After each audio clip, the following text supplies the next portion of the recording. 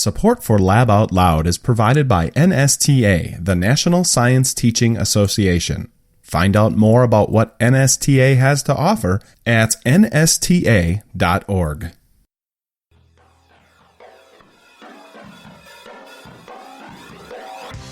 You're listening to Lab Out Loud, Science for the Classroom and beyond. And in today's episode, we're once again talking about toys. Through play, kids do learn so many things, and that although they learn wonderful things at school, they spend most of their time outside of school. So this play space is a great way for a child to be inspired to enter into the STEM field. And so I am a former educator, and I just feel very passionately about all kids being introduced to these types of toys and having the opportunity to dream about going into a STEM field. That's up next on Lab Out Loud, but first, I'm your co-host Dale Basler. And I'm Brian Bartel. And we are back with another round of toys with our friends at the Purdue Inspire Lab Toy Guide, which is out.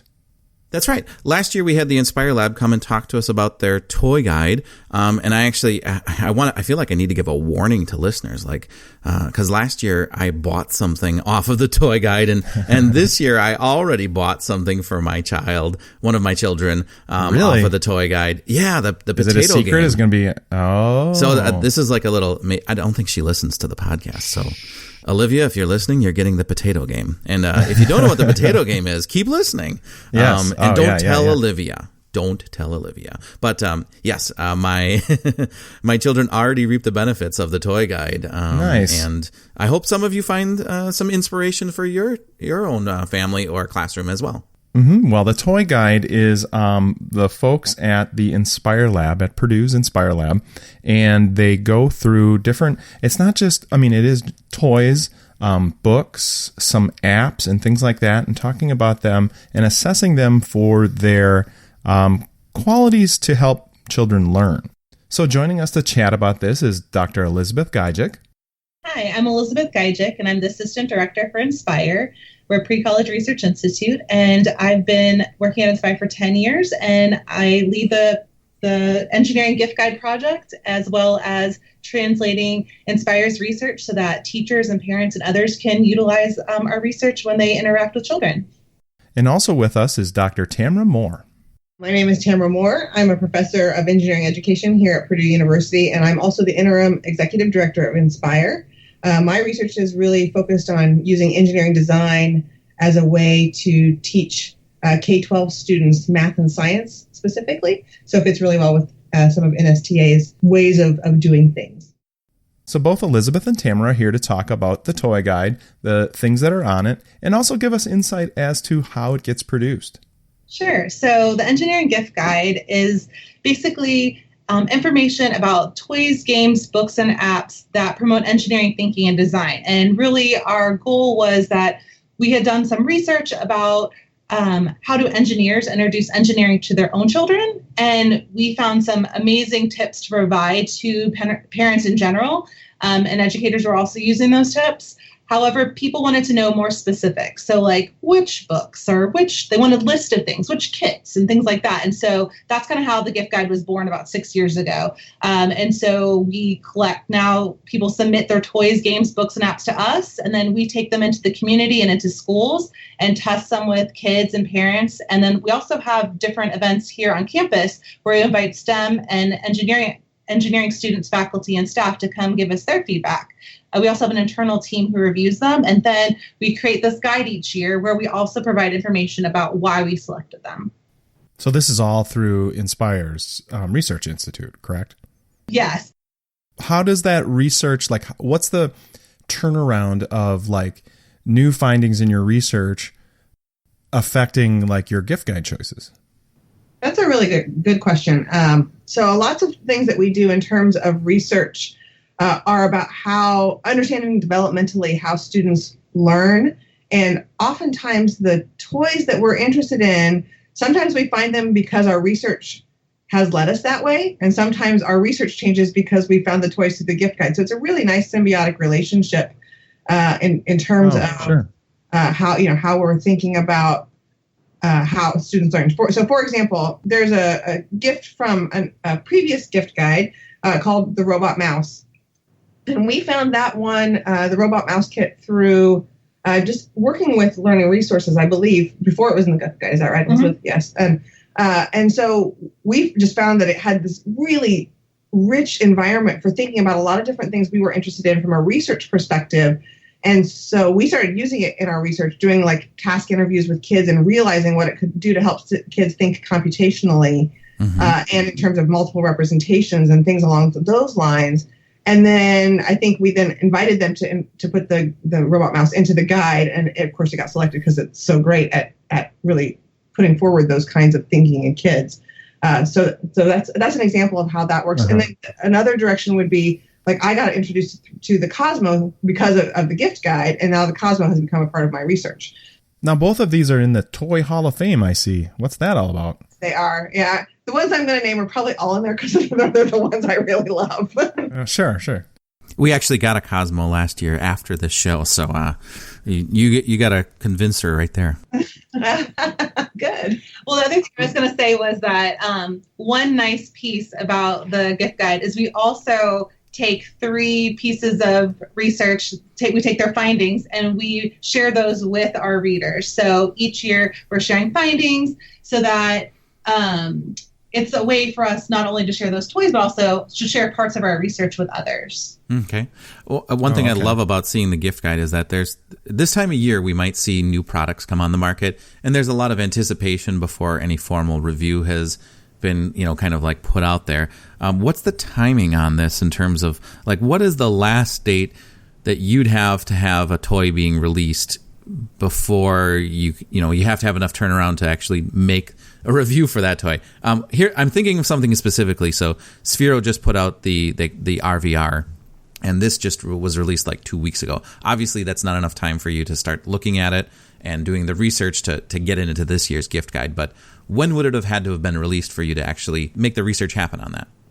Ideally July, but I think we still accept it until the end of August is when we stop accepting them. It just, our sweet spot in testing is in September. And primarily it's because, like I said before, we really do depend on our team of reviewers, and a lot of them are students, and so they don't come back till the end of August. So, so we allow people to submit until then, but we do have people who work for us in the summer, and so we accept things all year long. So people do submit things before Christmas and after Christmas, so yeah, we review things all year long. However, the really intensive testing happens in the month of September. Do you see that some of these products are actually released based on that timing? Like, we got to make sure this is out before July. I think a lot of it's based on the toy fairs. So like a lot of that happens before that. But a lot of books do get released in different times than toys do. So it's interesting. It's interesting with those things. Usually books tend to be the things we get last.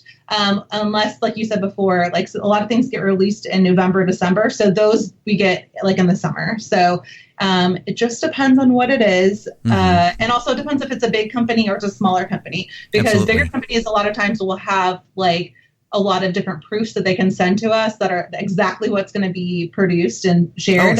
Whereas smaller companies just can't afford to do that. So just depends. I got it. Tell us a little bit about the research. Like, so much of learning research is done in a laboratory and not doesn't make it to the classroom setting sometimes. And I've been hearing a lot of discussions about the difficulty of translating that between the classroom and then the lab setting. The research that you're doing here, do they get into the hands of the children that they're targeted at? That's also a really good question. So we have 6 faculty who are the key faculty in Inspire, and those faculty, almost all of us do primarily in classroom or in the natural setting kind of research. So very few actually do lab research, and those of us who do, those are not even the majority of what we do. It tends to be like a one-off kind of thing where we're trying to learn something that is going to then directly apply to the educator or the student that we care about. So.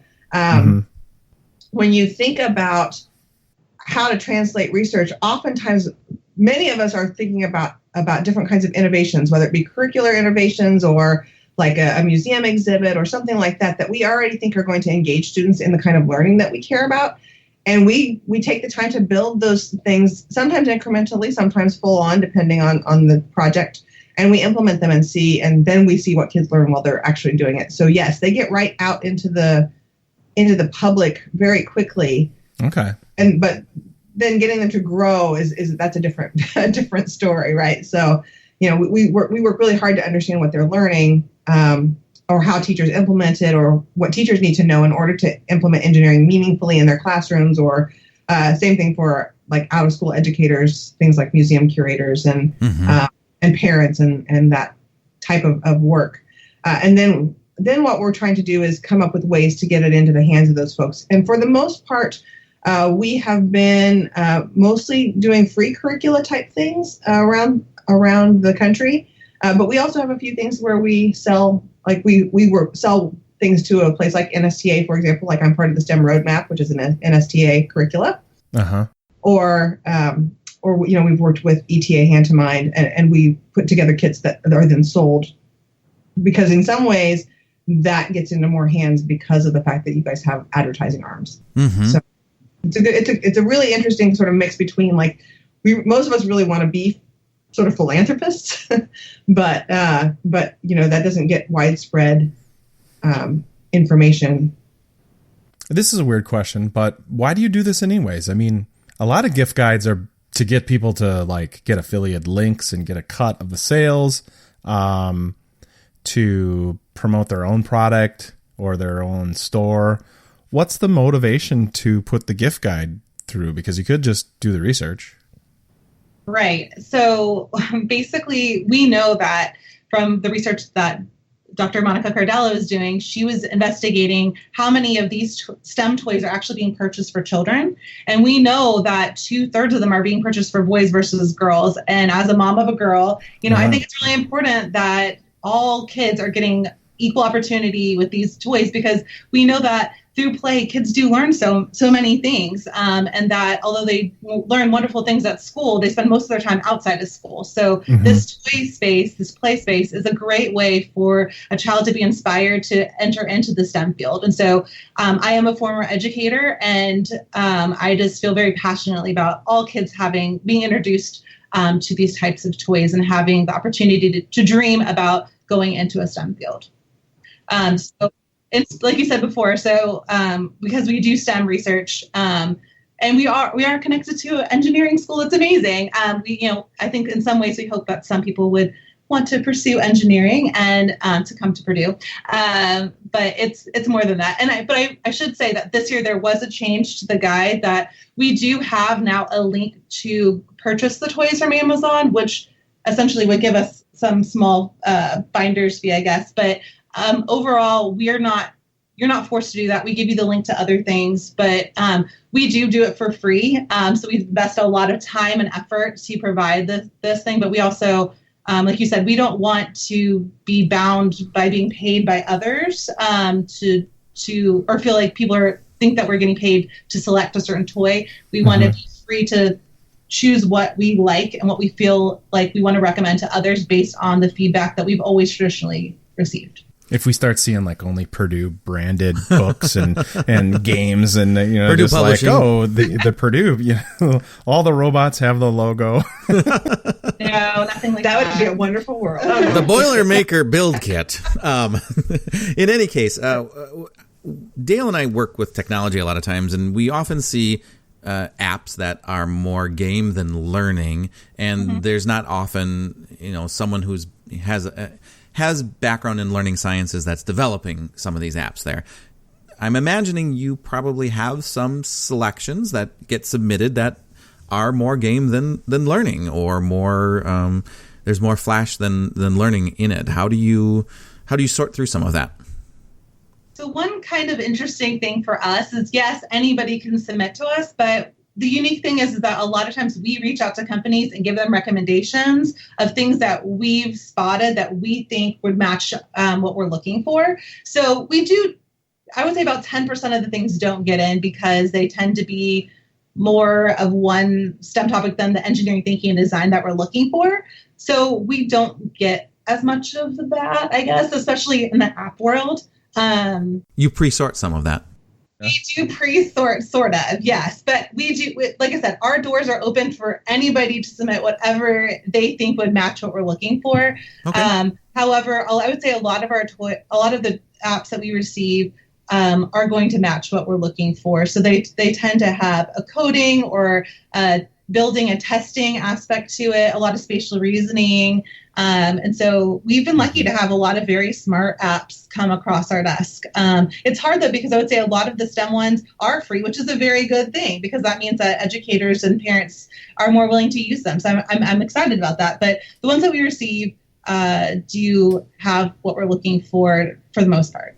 Well, fantastic. I think a similar question is, like, as people are buying gifts that they want to touch on engineering, how do they avoid, like, are there warning bells to watch for so they don't get duped? Because I think the marketing sometimes can be really strong as to, oh, it's learning, and they'll slap on stickers that say their standards aligned and things like that. And are there things to... I think about baby Mozart back in, Yeah, well, I mean, are there things to watch for that might not be as accomplish the goal with as much fidelity as we hope for?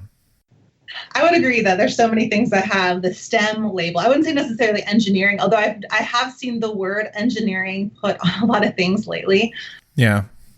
But yes, I've seen STEM. I would say, like, honestly, I feel like the biggest thing that helps me decide whether something's going to match or not is reading the description on their website, because if they're not saying things like spatial reasoning or problem solving, critical thinking, design thinking, where the kids are actually having to solve a problem in some way for a client, it can be imaginative client or a real client, then it's probably not going to be it. I think you can really tell when somebody knows what they're talking about, because they'll use those keywords. I think like you guys have games in the review also, and I think the game market is full of those examples too, where there's just like a lot of like similar ones and copies of the same thing, and they are sometimes, I think, using some of the same terms, but they're not, the game itself doesn't deliver. Well, I think that some of the toys that are out there that are very common, I mean, let's go with Legos. I mean, everybody loves Legos. Yeah. They teach a lot of really wonderful spatial reasoning things, and they can teach engineering as well. But of course, those depend upon how they're scaffolded to be played with, or how the child themselves play with them. I as a child, I used to build houses and furniture for my Barbies, which I learned a lot with that. And so, like, in some ways, I was designing, because it was sort of, my client was my toy, my other toy that I really wanted to play with. And so lots of those types of building toys will get into the guide, even if they're not well scaffolded, because we see the potential for how kids play with them. Okay. You mentioned there was a change to your guide this year with having, links to Amazon, for instance. Did you notice any other big changes in the type of toy, in the themes that are coming out, or maybe there's something missing that you've seen the last few years that all of a sudden is just not there anymore? What are some big things that you're noticing? I think the exciting thing is the amount of books, because at my house, we love to read every single night together. And so there's more books that are specifically targeting engineering and coding and programming. And they're written for kids in a very smart way. So I would say, like, the Girls Who Code, like, those books, I mean, those are awesome at my house. Like, they love the stories. Both my daughter and son like them. But they do a very smart way of taking something that's very relatable to kids, such as a roller coaster amusement park, and connecting that to coding and programming terminology.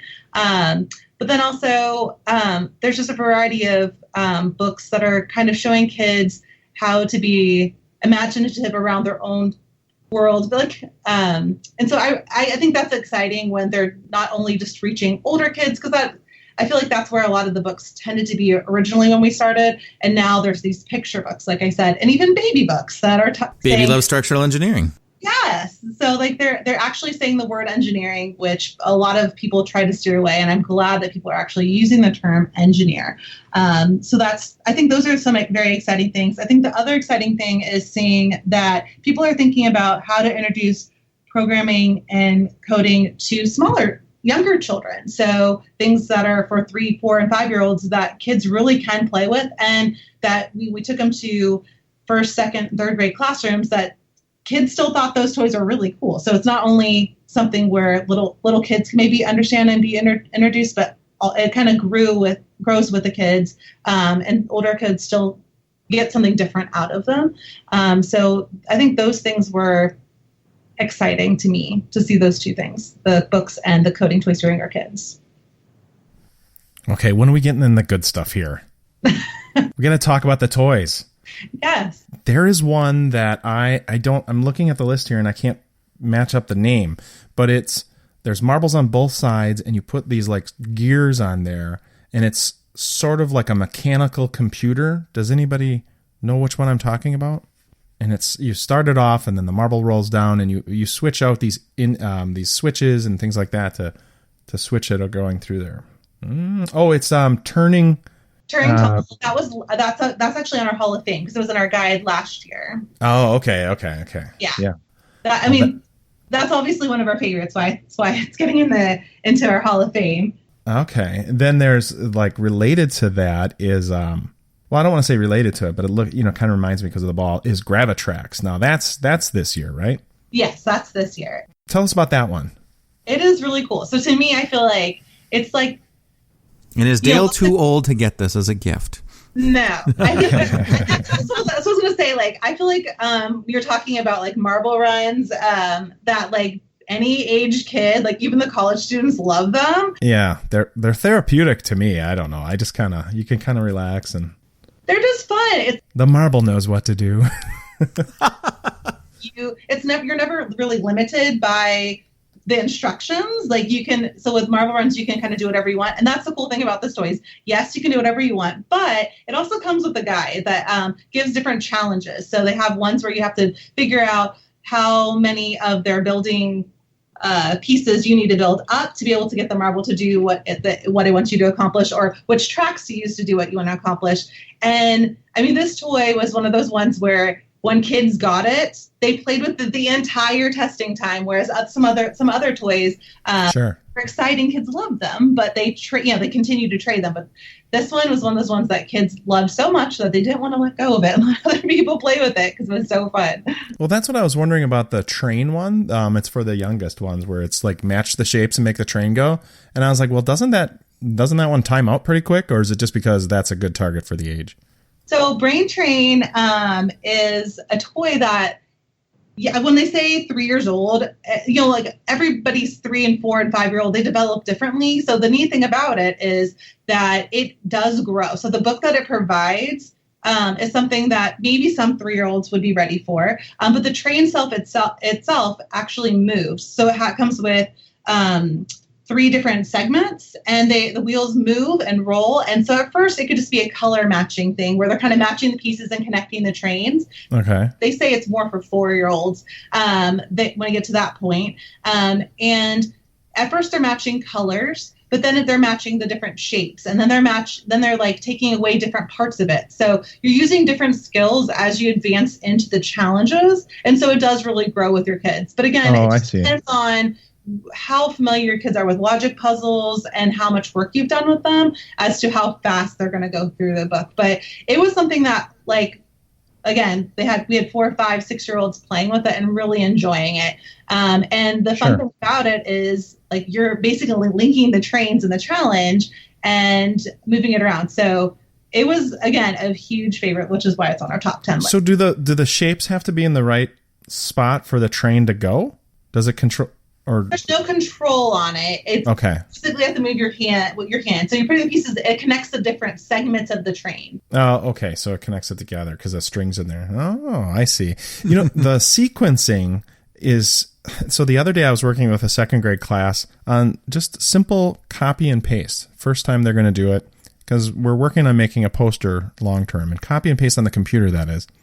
And the realization the teacher and I had was some of the students just struggled with the idea, there's the dexterity and using the mouse and all that, but just the idea of copy, then paste. So many times they would paste and paste and paste and then get the same thing. And they were having trouble just putting things in sequence. And I could see, like, if they started off with brain train earlier, they would learn, to kind of put things into sequence for that.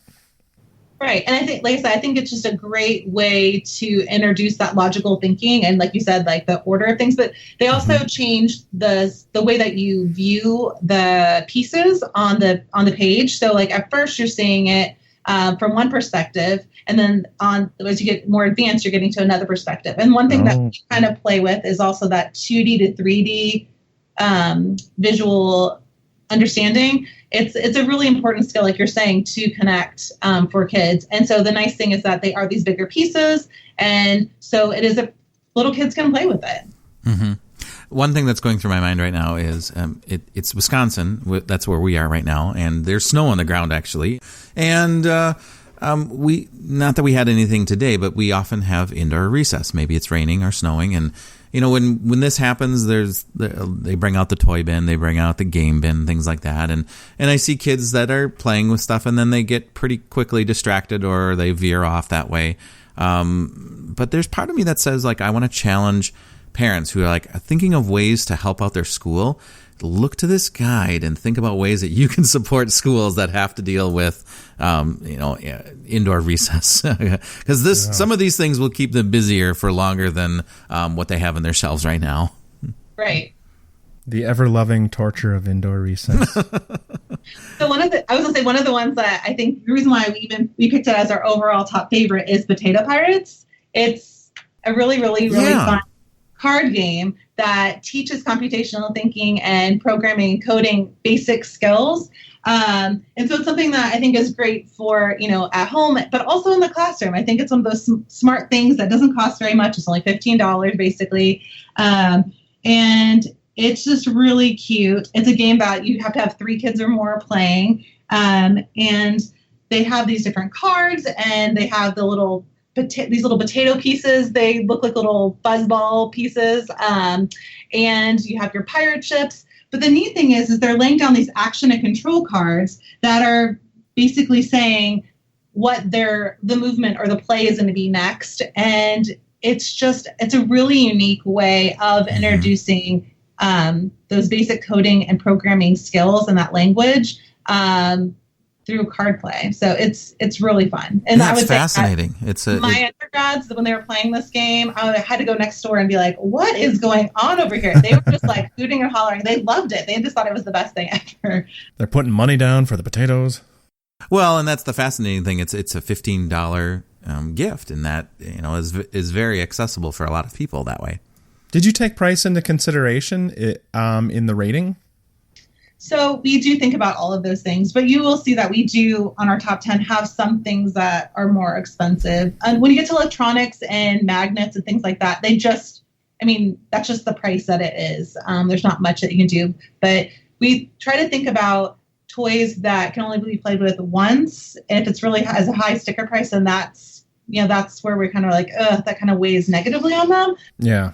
It has a high sticker price, but it does a lot of different things, and it has the potential to be used for a very long time and for a variety of ways of playing and interacting with it, then it has less of a bearing on our thoughts on the toy. You got to be like, will this toy make it till February, the summer, those things like that? Yeah. Well, yeah. I think just as a parent, you don't want a toy. There's some toys that it makes sense for building once or whatever. Mm-hmm. But there's other things where, yes, you follow the instructions and you learn from it, you get something out of it, and you can build like 8 different things, or, but then you can still use those pieces and create whatever you want. That's what I'm looking for. I also Terrain Walker has a bunch of, it looks like one thing, but you can build a lot of different things out of that. And as a parent, don't underestimate the value of a toy that gives hours and hours and hours of playtime. Yes. And so the neat thing about that toy, though, is it goes beyond just the typical guide of how to build the different pieces. Terrain Walker? Yes. In their guide, after each of the builds, they introduce science and different things like that about like how the gears work and like thinking about the movement of the different builds. I was kind of wondering about that because it did look like a toy that I was like, I kind of seen this from Lego and things like that, but I was hoping there's more to the story there. Yeah, so that company does a really good job in almost every single one of their manuals where they do add in this information that they're giving kids why you're building, so they're learning as they're building, which I think is awesome. There's a few of the toys on here that look like they require a device in order to operate, like a Sphero or Cosmo, and I'm sure there's a few others. How does that play into the evaluation? So we understand that not everybody might have access to tablets and things like that. So we try to be thoughtful about it. But when a toy basically does what it sells, then it's hard for us to go, without not selecting it. So there were several, like on this year's guide, like you mentioned, Sphero Bolts, that it has a variety of different apps that go along with it that allow kids to do coding and programming. The neat thing about the Bolt is that it all allows you to also share your programs and coding with others, to share it on websites so that other people can use your code and you can try out other people's things and then you could debug their code. So I think there's just a lot of opportunity for learning with that one. So it makes it kind of worth it, as well as a new product that came out was Botsy's, where it has the combination of building your own robot, where the instruction guide is actually part of the app that you can download for free to use with the toy,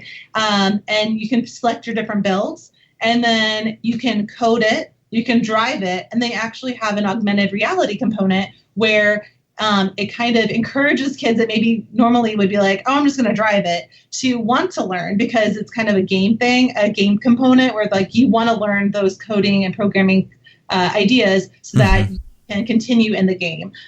So there's some really neat, innovative ways that they're kind of pulling kids in and wanting them to wanting to learn, like really motivating them to learn. And we know that learning is social. So, some of those platforms allow for that collaboration, outside of the toy itself and, bringing in other student ideas and communication, et cetera, as well.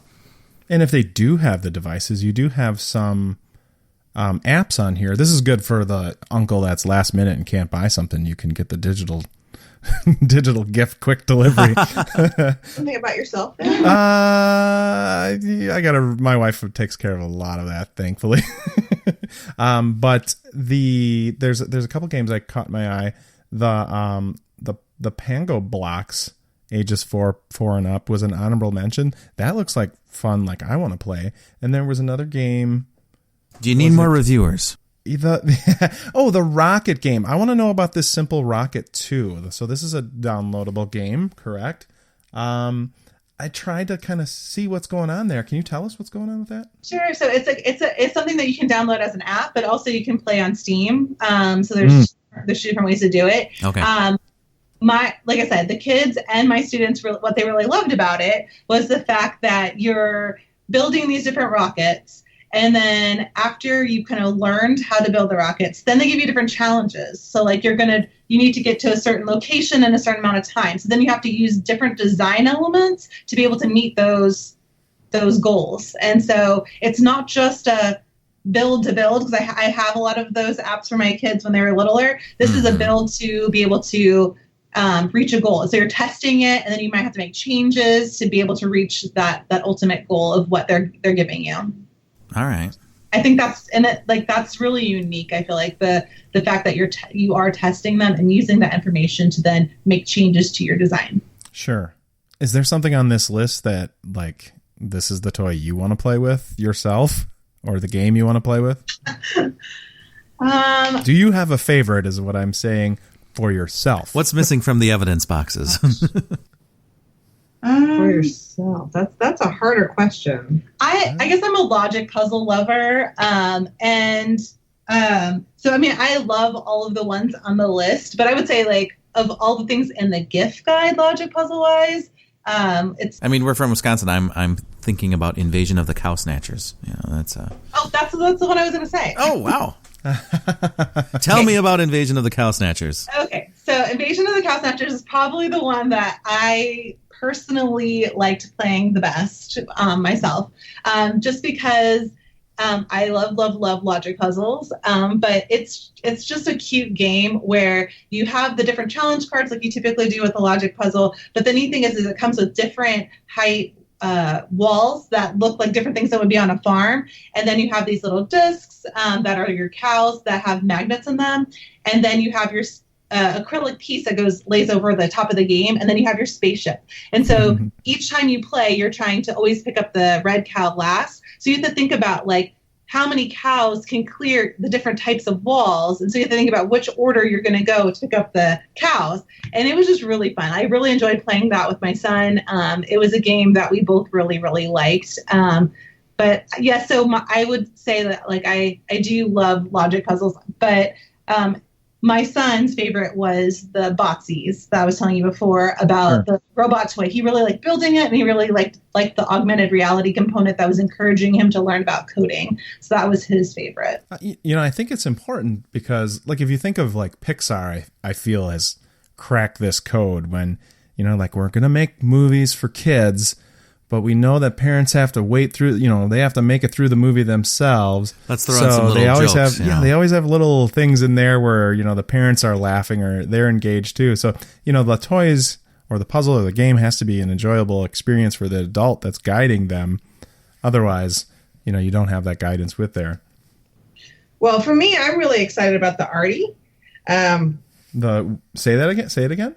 Artie robot. Artie, okay. And I'm excited about him because he ties into some of the research I've done. Oh. Cool. And I haven't had a chance to really play with him. I've seen him work a little bit, but I need to spend. So when I say that he's not my favorite toy necessarily because I haven't played with everything. Yeah. We have a mathematical modeling curriculum that we have created, like a one-day activity for teachers, where we have students thinking about a robot that draws art. And through that activity, the students have to come up with a way to give instructions to the robot to replicate certain kinds of art projects. And so I'm really excited about playing with Artie because I think he might actually be the physical piece of the next step of that activity. Okay. Extend the activity to include him. I believe Little Bits has something like that where when I've had students use that, one of the things they always gravitate towards is making one of the robots basically that you can put a pen in and then you can draw with it. And so I think there's something magical about making, first of all, like bringing code to life, I think is always an important thing. And then maybe making a product from that as well. So I've seen some really cool things there. Yeah. And tying the art side to the STEM side is something that, really as an engineer, we think about all the time because almost everything that's designed, if it's a physical product, has an aesthetic characteristic to it. I'd love to use this example. Even pacemakers, for example, you can get a purple pacemaker because, even though once it's in you, you don't see it. When the doctor is showing it to you, they show you like you have the selection. You want to feel good about that. Pacemakers, because what things look like matter to people. Absolutely. Yeah. I love this idea of taking the STEM and using STEM thinking to invigorate the artistic side of people. Yeah, and that's one of the things I love about the Spheros, too, is that they're waterproof, so that means they're paint-proof, too. And we've seen some really cool things where working with art teachers where we can incorporate elements of art and some of those engineering aspects as well. Mm-hmm. Awesome. Does your research lead to you identifying like, okay, here's a void in toys and games that you could like tell toy manufacturers and game manufacturers like this is what's missing. We need something that fills this hole here. Well, I think the beginning of the question that you ask is not really, although we could easily assess this and make those kinds of decisions. I think the need for that is a little less clear. Okay. I was going to say that my students oftentimes are like, we wish we could write to the company and say that they should do X, Y, Z just so that it could reach that like ultimate engineering thinking and design component. But that's not really our job. You know what I mean? But it is very tempting and it is hard sometimes not to want to review it to that level.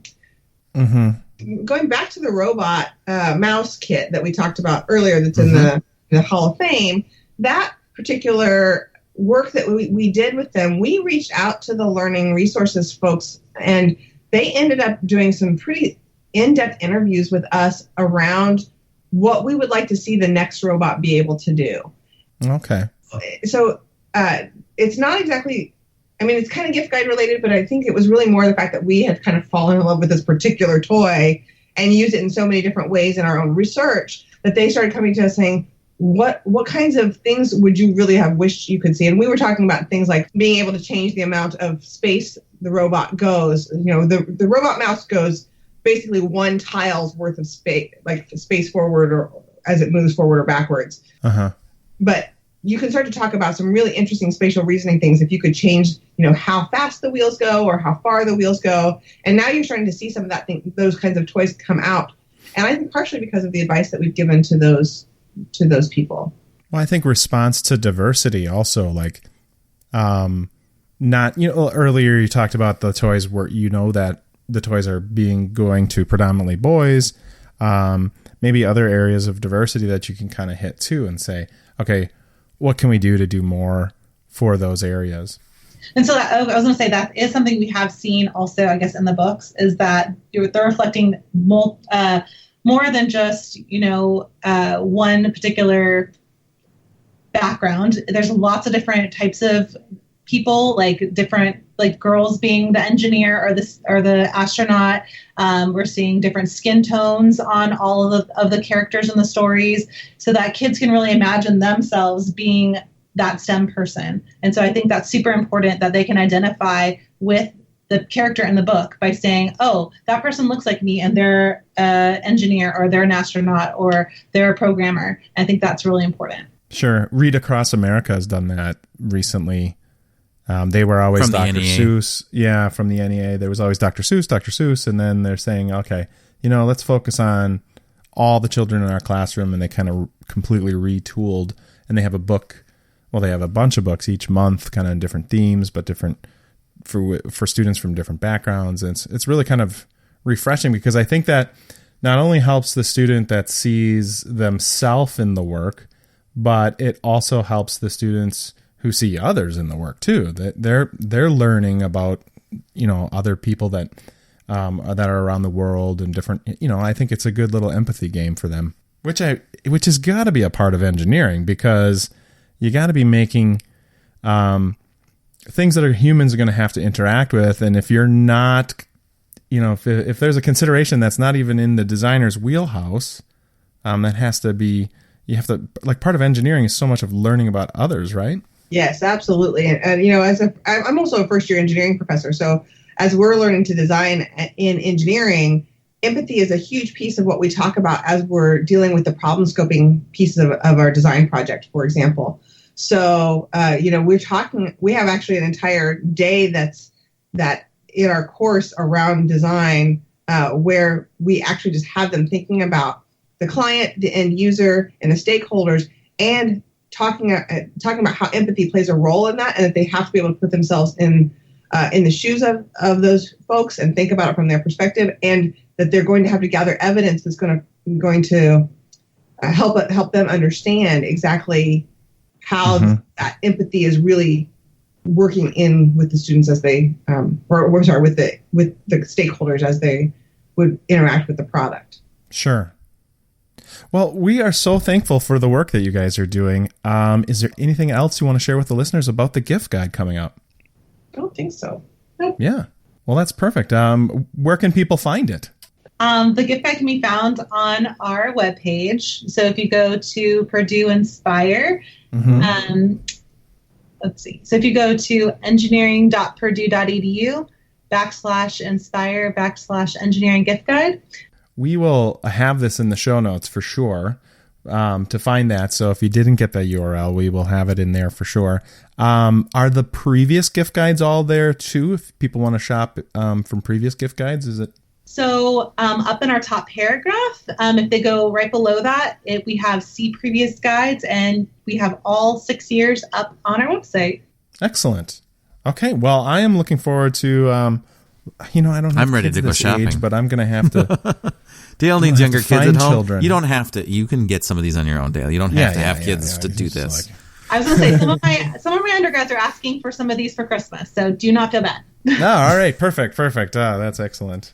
Well, if you're going to be that good uncle that you want to be, having them at your house will be great when you're. Yeah, I do have a niece and nephew though. And if you need to buy extra to test them out, I mean, go for it. Well, and there is the indoor recess thing. That's right. See, you wanted to test, right? that you wanted to be part of the testing.